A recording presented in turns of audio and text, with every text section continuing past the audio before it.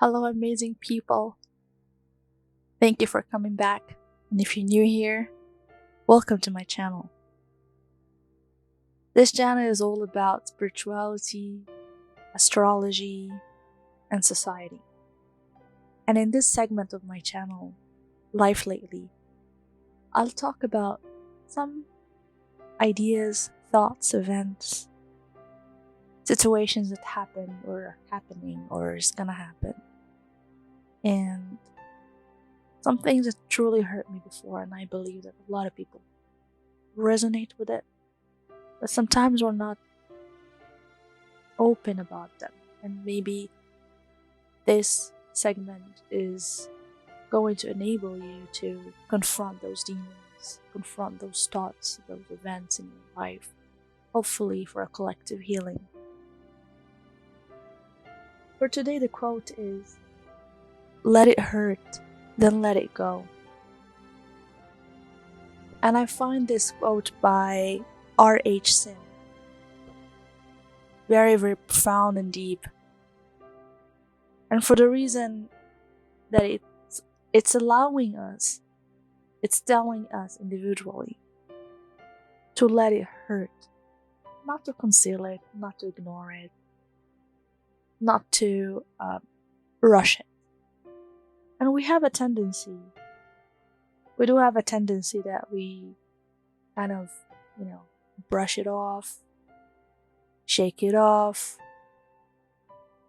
put it under the rug, maybe go to the gym and just, again, brush it off. But you know that this is not the healthy way of doing it. You cannot rush feelings. And I've been guilty of either ignoring my feelings altogether, like putting in the back burner, or just putting it aside, or rushing through it, like rushing through the process, because I wanted to get over with and just move on with my life. And I've done that, and it was disastrous. The more you ignore it, the bigger it becomes. It's almost like a demon from the movie, I guess, The Beast.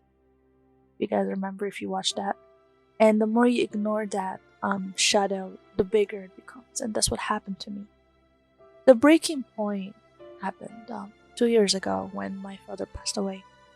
It was impossible, just plain impossible, to rush through the grief, the bereavement, the denial, the whole grieving process.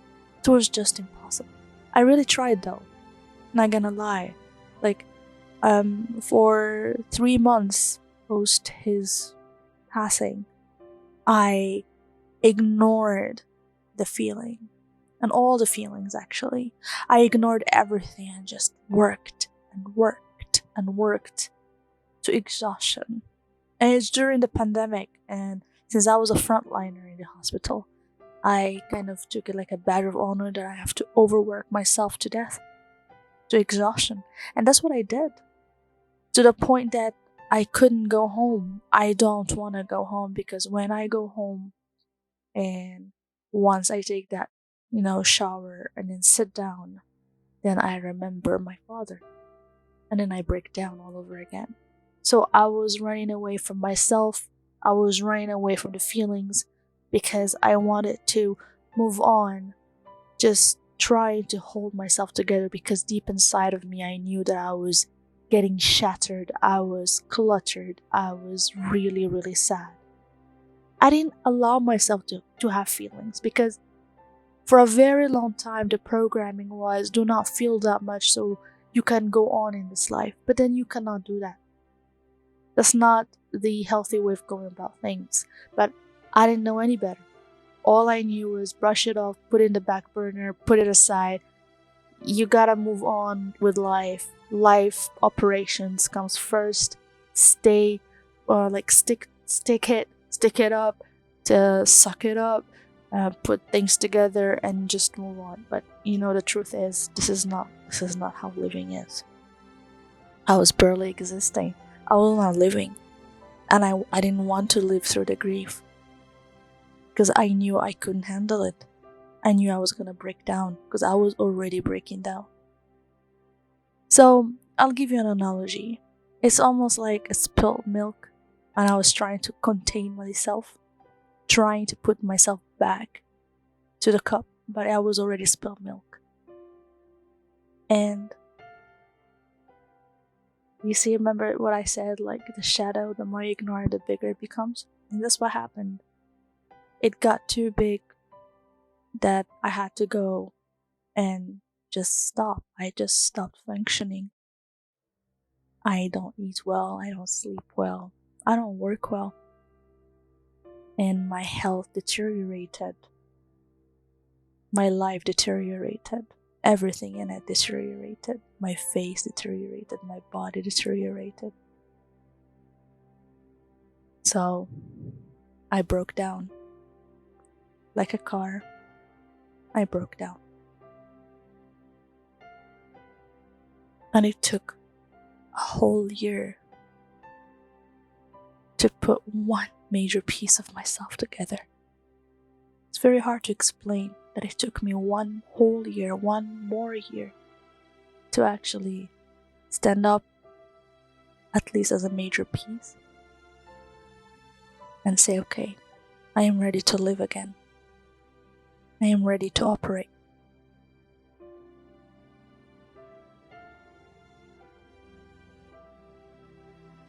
We must feel. Feeling is an integrative part of our existence. And if we're sad, let it be. If you're hurt, let it be. If you're ecstatic, let it be. If you're scared, let it be. Observe it with kindness and compassion. Observe your emotions and the cycles and the flows, the highs and the lows. Observe them with compassion. And then let it go.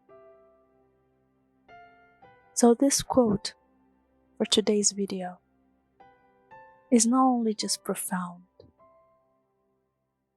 it's portraying what life is all about. We're not meant to just work or just eat and sleep and repeat. We're emotional beings, we're spiritual beings who happen to have a physical embodiment in this journey. We must allow ourselves to feel, no matter how hurtful it may be. That's where our healing is. That's the core of our being. That's where we will most feel alive. I am alive in my grief. I am alive in my ecstatic, funny moments. I am alive in my work mode. They're all interconnected. It's all within us, without us, above us, below us. And let it go. When grief leaves, it leaves. It's gone. And when something new arrives, allow it. Be compassionate to it. You never know. It may be a surprising delight. But you must trust. You must truly, truly, truly trust. If you found this valuable, if you found this healing in a sense, please like, please subscribe, and please share to whom it may benefit. Love and light. Bye.